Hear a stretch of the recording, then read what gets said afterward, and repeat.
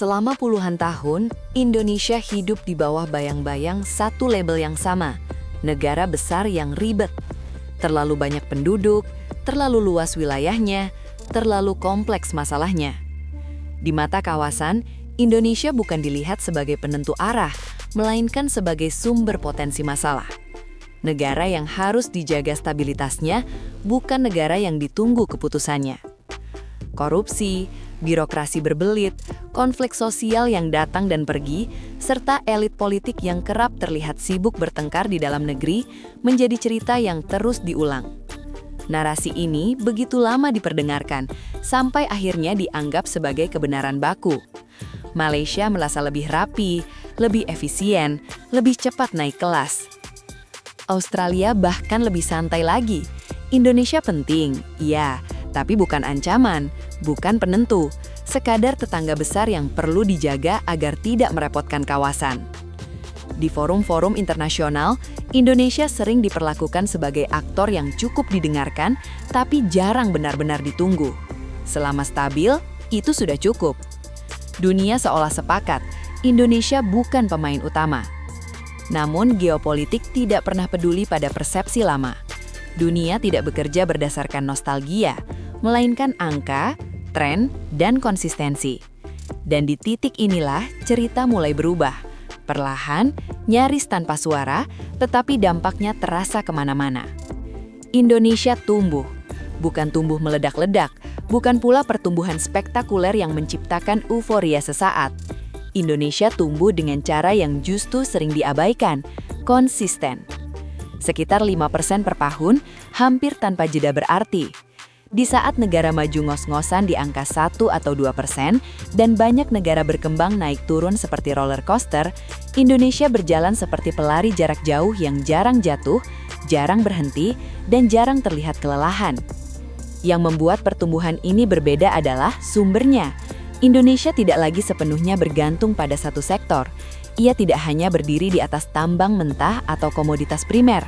Pertumbuhan datang dari konsumsi domestik yang kuat, industri yang mulai matang, dan ekspor bernilai tambah yang pelan-pelan menguat. Banyak sektor ini tidak viral, tidak ramai dibicarakan, tidak menjadi bahan debat publik yang panas. Justru karena itulah ia stabil. Ambil contoh industri minyak esensial dan aromaterapi. Indonesia adalah salah satu pemain global yang sering luput dari sorotan. Dari nilam, cengkeh, pala, hingga sereh wangi, Indonesia memasok bahan baku penting bagi industri parfum, kosmetik, dan wellness dunia. Kualitas produk Indonesia mampu menyamai, bahkan melampaui Tiongkok, dengan harga yang lebih bersaing dan pasokan yang lebih konsisten. Dunia parfum global, tanpa banyak gembar-gembor, bergantung pada ladang-ladang dan pabrik penyulingan di Indonesia. Ini bukan kebanggaan yang sering dipamerkan, tetapi realitas industri yang dipahami pelaku pasar. Cerita serupa terjadi di sektor kosmetik dan perawatan kulit. Banyak merek internasional yang tampil dengan citra Eropa atau Korea ternyata memproduksi produknya di Indonesia.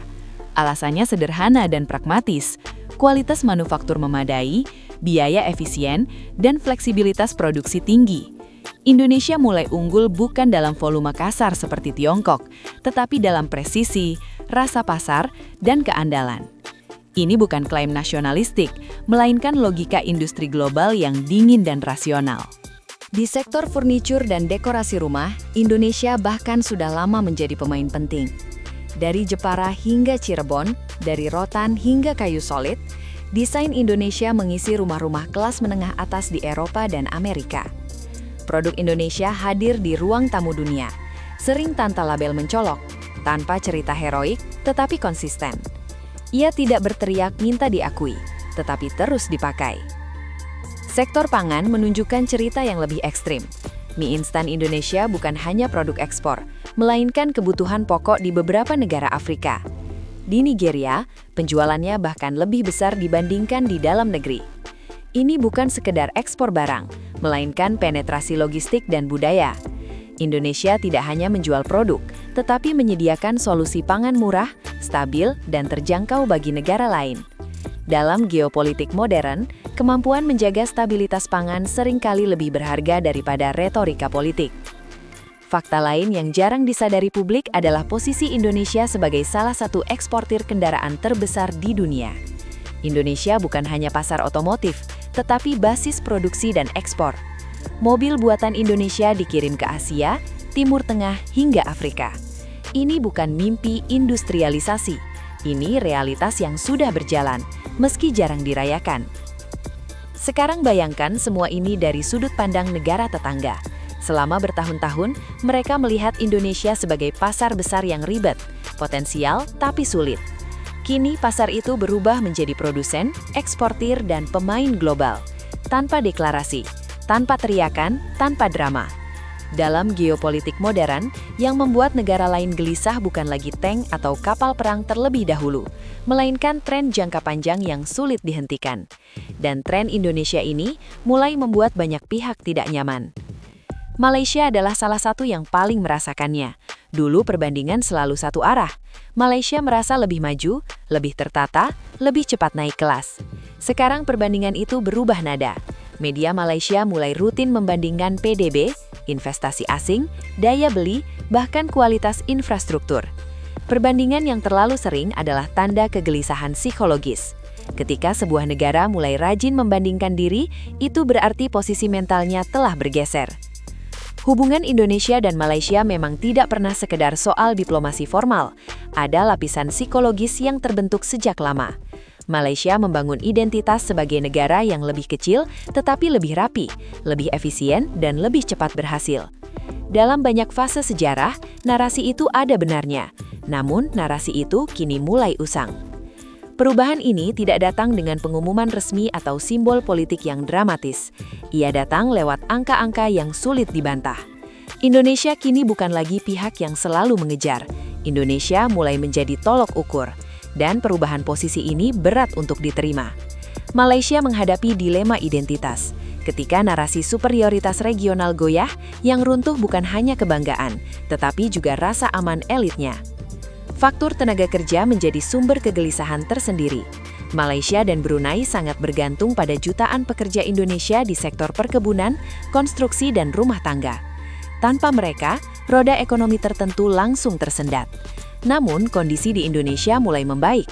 Upah naik perlahan, kesempatan kerja bertambah, dan posisi tawar berubah.